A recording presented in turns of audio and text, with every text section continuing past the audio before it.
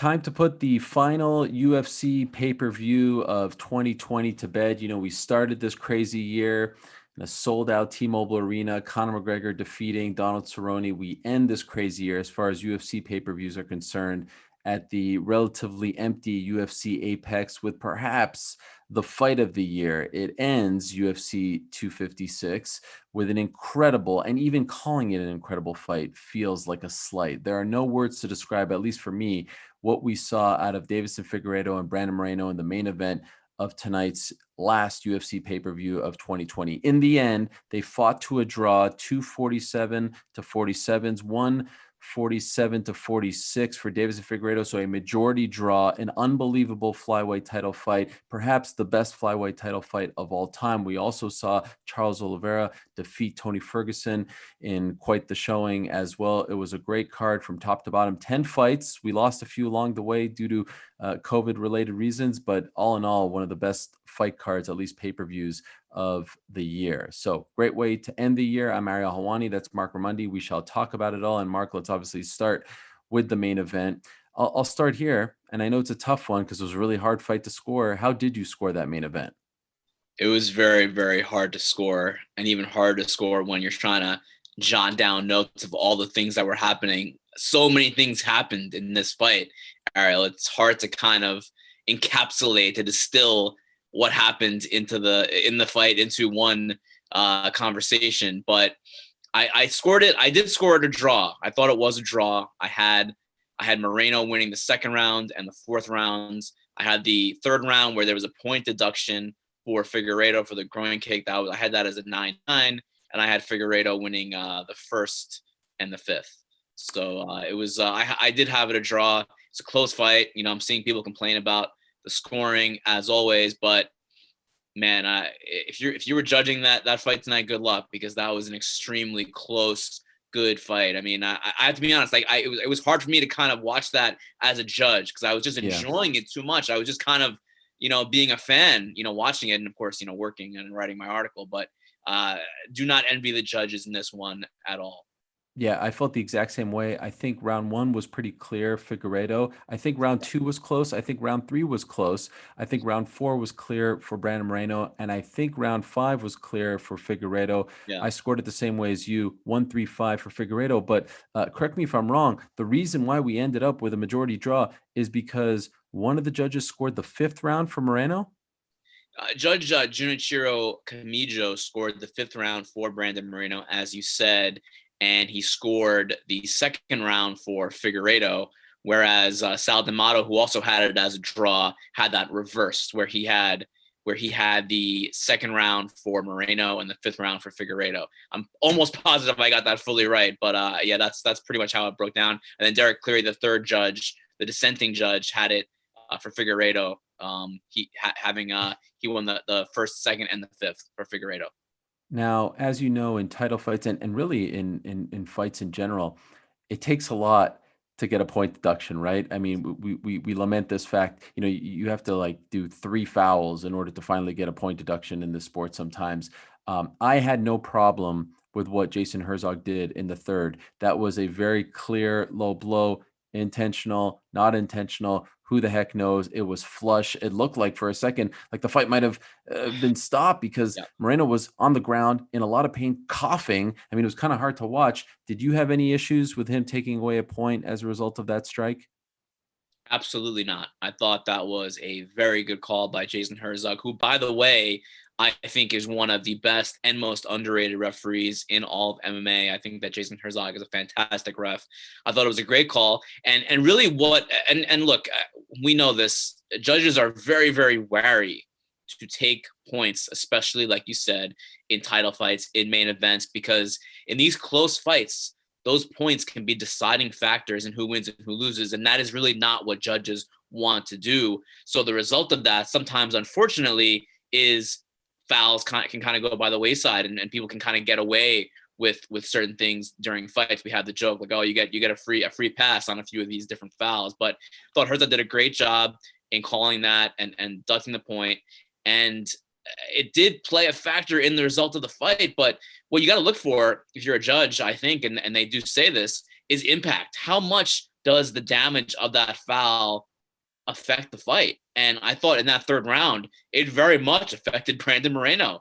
And that was not the first foul that Figueiredo had committed. So I thought Herzog did a great job. I thought that was the right call. And it ended up affecting the fight, but so be it. I mean, that's why the referee is there. That's why there are fouls for those reasons. I hate to say this sort of thing because it sort of, negates the whole point of judging, but there's a part of me that's happy that there's no loser. There's a part of me that's happy that it ends in a draw because this will undoubtedly force the UFC to run it back. Here you have two true flyweights, right? Two guys who have taken really interesting paths to get to this point. Let's not forget Brandon Moreno was the last pick, the 16th seed on the 24th season of The Ultimate Fighter, the one that was built around Demetrius Johnson and all the flyweights. He gets cut from the UFC after his initial run. His daughter needs surgery. You did a great story on him. Comes all the way back, unbeaten in his last 5 going into this fight, and he does that. I mean, you talk about Mexican style. That was Mexican style, right? He was on the verge of becoming the first Mexican-born champion in UFC history. And on the flip side, you have Figueiredo, who starts the year missing weight. We thought that might be the end of the flyweights, ends the year as the face of this division, an incredible fighter, and maybe even the male fighter of the year. It just seems kind of perfect. We get to see it again, right? Like there's a part of me, you usually feel upset. You usually feel like you were shortchanged when there's a draw. In this regard, I'm actually okay with it. I'm at peace with the whole thing. How about you? I really didn't feel like there was a winner and a loser. I mean, I certainly didn't feel like there was a loser in this fight, right? I think both of them were winners in this case. So it was apropos. It was appropriate that it ended in a draw. And I do hope they run back that rematch. And this has been quite the renaissance for the flyweight division. Going back to July and Figueiredo beating Joseph Benavidez, and then Figueiredo winning last month and Moreno winning last month in both an impressive fashion, and then culminating here, headlining 2 straight pay-per-views, finishing the year, maybe the fight of the year. I mean, we're talking about a complete 180 from where the flyweight division was 11 months ago when it was on the verge of elimination by the UFC. It's been quite the roller coaster, not just for those men, but also the flyweight division itself. If I were to ask you, what was your biggest takeaway from that fight? Because I feel like there's a few things that you could say, like the fact that Figueiredo went the distance, the power, Moreno's chin, Moreno's power, both of their, resiliency, their chins. Is there something in particular that you walk away with and go like, wow, that was unbelievable? That was, like the overarching storyline of this fight. Probably Moreno's durability. And I mean, if you just look at Figueiredo's past, especially even his recent past, he's a finisher. He finishes guys in the first round, second round. He has, I mean, we're talking about going into this fight. Is he the most powerful, the hardest hitting flyweight in the history of the UFC? If that is the case, then Brandon Moreno is a very, very tough man because he took clean shots for 5 rounds against Deiveson Figueiredo. I thought Moreno was just incredibly impressive. And you have to wonder also too, about the weight cut. This is both of them, cutting weight for the second time in 3 weeks. They had just fought, even though both of them did get relatively early finishes in those fights at UFC 255. So you have to wonder what the fight looks like, and hopefully we do get to see it again when they both have full training camps where they can actually prepare for each other. But if anything, I think that this raises both men's stock, and it especially raises Brandon Moreno's stock because we're talking about someone who, he's only 26 years old. Like you mentioned before, he was the underdog on Tough. He was the number 16 seed out of 16. Then he gets cut in 2018. He's out of the UFC. The division, are they even going to keep the flyweight division? No one knows. He loses 2 in a row. Then he comes back. He wins the LFA title, gets signed back to the UFC in 2019. And now here he is. And we're talking about him, being part of maybe the fight of the year to close out the UFC in a pay-per-view headliner. So it's a pretty incredible story in a very layered amount of stories that this fight had. Yeah, and worth noting, after the fight, he told Joe Rogan that he was up at the hospital till 2 a.m. That was Figueiredo was up in the hospital. Yeah, that's what I was going to say. Yeah, till 2 a.m. Technically, what is this? More technically Sunday now. Saturday morning. Had food poisoning, and then he was transported to the hospital after the fight, so he didn't meet with the media afterwards. So just unbelievable what both men went through, and I think that we both hope that we'll get to see that fight again in 2021 in their next fight. No one else, run it back. Everyone would be happy. Let's talk about the co-main event now. Let's talk about what happened there. Charles Oliveira extends his winning streak to 8 in a row. He doesn't get a finish, so he doesn't tie Anderson Silva's 8 finishes in a row record, but nonetheless, it was an incredible performance against Tony Ferguson. Almost submitted him in the first round. If there were maybe 10 more seconds, who knows? Maybe Tony has to tap or is forced to. I mean, like just out of sheer injury, because it looked like his arm was hyperextending or about to break. But it was 3 rounds to none, very one-sided, very dominant. And so I'll ask you a similar question: was the story of that fight Charles Oliveira's dominance, or was it the fact that, wow, we started the year with Tony getting set to fight Khabib and on a 12-fight winning streak, and now we end the year with him losing 2 in a row and losing both fights in fairly one-sided fashion? Look, I mean, Tony Ferguson is the more well-known name, and he is a guy that for so long he should have been fighting for a title, and he never really got that legitimate title fight like he should have. So it's kind of almost painful to talk about Ferguson now on a 2-fight winning streak, because the man won 12 in a row and was never able to secure that opportunity to fight for the undisputed title. It really is unfortunate, and now it seems like that may never happen. So it's hard not to say that Tony Ferguson is not the story here, but you have to give credit to Charles Oliveira, not just for what he did tonight, but what he's been doing. I mean, he's 9-1 now since moving back up to lightweight from featherweight, and he has just looked fantastic. He beat Kevin Lee back in March. Now he's got Tony Ferguson as a scalp, on his wall. This is a guy that, when you talk about best lightweights in the world, a few months ago, the beginning of the year, no one is mentioning Charles Oliveira's name. But now, December 2020, he might be the best. Charles Oliveira might be the best damn 155-pound fighter on the planet right now. And that is a pretty crazy statement, but I think there's some veracity to it. So I can't. Tony Ferguson, what a career, and I don't want to put that to bed right now. He still has more fighting to do, I'm sure, but that's certainly a story. But you cannot discredit Charles Oliveira for what he's been doing and what he did tonight. Yeah, certainly the best not named Khabib, and obviously we don't really know about his future. Dana White said he's going to meet with him in January in Abu Dhabi. Of course, I'm considering Khabib retired because he said it now repeatedly. So, although I'll tell you what, I'll tell you what, you can make a strong case that he has the best style to go up against Khabib, considering his grappling and considering how good his look, strong he is at 155 pounds. What a performance! What a win! And I agree with you. Like, it's a mix of emotions because you feel bad for Tony, and I'll be honest, there's a part of me that feels like he might never be back in the title picture. Considering his age, he's turning 37 in February. Considering how he's looked and the damage he's taken in his last 2 fights, and also considering the logjam at 155.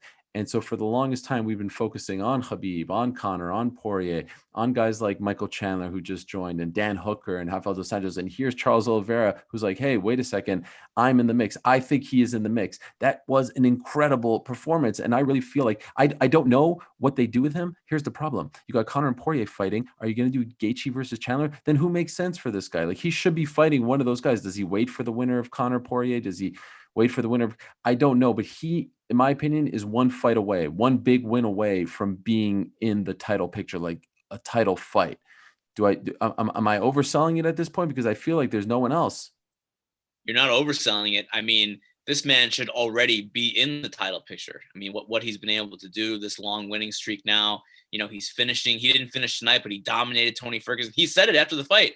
Who has done that to Tony Ferguson? Right. No one in his career has done that to Tony Ferguson. I mean, Gaethje won that fight, but Ferguson rocked Gaethje, dropped him in that fight. There were some competitive rounds. This was not competitive. It was one-sided. Charles Oliveira is incredibly impressive right now. And at 31 years old, it seemed like he found himself and, in this division that he really should have been fighting in all. Remember early when he was at 155 a couple of years ago, he was begging the UFC to go to 145. I couldn't believe he was doing that because he was having so much success at lightweight, begging to go back to featherweight. And now look at him. He's perhaps, I mean, he's on the short list of the best lightweights in the world. It's a crazy sport that we're in. And still only 31, has been in the UFC now for over a decade. That was his 27th fight in the UFC. By the way, the record for most fights in the UFC before getting a title shot. Michael Bisping 25. So if he gets one, he would break that record. I mean, definitely a resilient guy, and definitely a guy who has been through his ups and downs in the cage and on the scale as well, right? Fighting at 145. Great to see him come into his own. But on the flip side, hard to see Tony suffer 2 straight losses like this. Now let's talk about another guy who had a big win. And there was kind of, a theme on this main card, right? Veterans maybe suffering some losses that were kind of hard to swallow. Another one was Jacare Souza losing to Kevin Holland, who throws his name into the hat for male fighter of the year. The man ends the year 5-0. We think he ends the year. He campaigned to fight next week. I don't think that's going to happen. He ends the year 5-0, and not just 5-0. He ends the year winning his last 5 fights within the last 7 months. His first fight of 2020 was in May. So this is an unbelievable thing. Only 2 other fighters have gone 5-0 in a calendar year in modern UFC. Neil Magny in 14 and Roger Huerta in 07. So it's an amazing feat on his part. But what he did, the confidence that he had in the cage there against Jacare, and the way he finished him, essentially off his back, to me, like, I'd love to see him against a Vettori, a Darren Till, one of those guys. Kevin Holland has arrived. He's not just loudmouth guy anymore. He is a legit player at 185, right? He is the real deal. And I have to be honest with you, I didn't really see it coming at the beginning of the year. And he's just put it all together. He's another guy who has found himself, who's hit his stride, who's hit his rhythm. He fights often. He comes in on short notice. He doesn't cut a ton of weight to make middleweight, which helps him in these fights. So he's not worried about gassing out. He can kind of empty the tank early, and I can leave it on. I mean, what can you say about what he did at UFC 256? I mean, he knocked out Jacare off his back.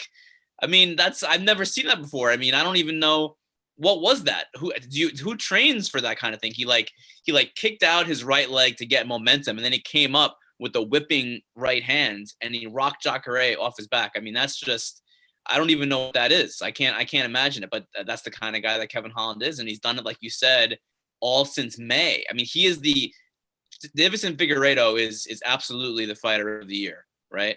But Kevin Holland is the MVP of the pandemic era. He's done all of these fights in front of no fans since the coronavirus, since May. It's been truly remarkable. One of the best stories of the year by far. Can't say enough about Kevin Holland. And, with Dana White confirming last week that they're, going to release 60, I've heard 60 to 80 fighters, can't help but wonder if this is the end of the road for Jacare. Can't help but wonder if this is the end of the road for Junior Dos Santos, who lost to Ciryl Gane in another tough fight against a tough heavyweight. There are no easy fights at heavyweight, but again, he gets stopped for the 4th straight time. I don't think it's the end of the road for Tony Ferguson, but I wonder if those 2 veterans have seen their final days in the UFC. Want to ask you quickly about Mackenzie Dern. I think she's coming to her own at 115. I didn't see this coming out of her. A lot of people thought, she wouldn't want to get hit. She wouldn't want to be, pushed in the gym and really do what it takes to be a legit, MMA fighter. I'm impressed, and I'm a believer in Mackenzie Dern, especially after tonight. 100%. And a lot of people have the same feelings, that you did about Mackenzie Dern. I mean, she had a falling out with the MMA lab. There were a lot of questions about her desire. This is someone who's been training in martial arts since she was a very small child. So there is a natural burnout when you're kind of a child prodigy in anything. And I think people were kind of wondering, is she going to be able to, turn it around and really get her MMA career off to a great start? And she's had a very good start, but she's taken her game to a whole other level now. And training with Jason Parillo. I mean, this is a guy that I don't think that if you ask most MMA fans about who the best coaches are in MMA, I don't think Jason Parillo would be near the top of a lot of lists. But if you just look at the record, I mean, look at the resume. I mean, BJ Penn, Chris Cyborg, Michael Bisping. This guy has done wonders for fighters and their striking ability, their boxing. And look at what Mackenzie Dern looked like tonight against Virna Jandiroba. Her boxing has come a long way. Look at her early fights for LFA, for Invicta, and early in the UFC, where she was winging haymakers. She had no striking defense whatsoever. And now she's throwing tight combinations. She's throwing with power. It's incredibly impressive. That's only with one camp with Jason Parillo. Wait until she's with Parillo for the long term. This could be a serious contender at 115, which, by the way, for my money, one of the most exciting divisions in the UFC right now, women's strawweight. Couldn't agree more about Perillo and Mackenzie Dern. We could talk about this card for an hour. Every single fight, all 10 fights had something to kind of like sink your teeth into. Unfortunately, we're running out of time. So any final thoughts on any other subject we didn't talk about, or maybe that you wanted to reiterate? Obviously, we had Cub Swanson with the big win in his return fight from the ACL tear. Rafael Fiziev is just an unbelievable beast. I mean, holy smokes, at 155, talk about a guy who can hit hard. Gavin Tucker with a big win. Tisha Torres looked really good. Chase Hooper gets back on track with a big win himself. Anyone else that you want to spotlight?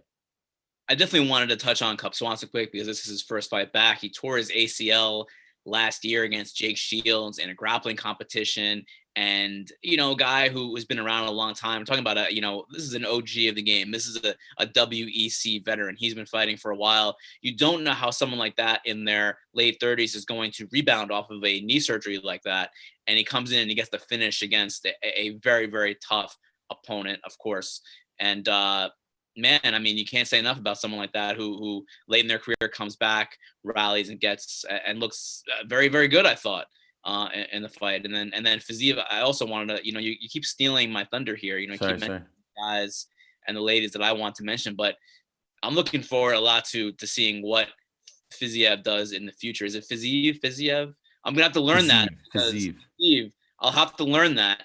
I'll have to call Daniel Rubenstein, his manager, and see exactly the pronunciation, because this is a guy we're going to be talking about a lot, Ariel. I really feel it. I mean, his striking is on another level, and he has incredible power in his hands and his feet and his knees.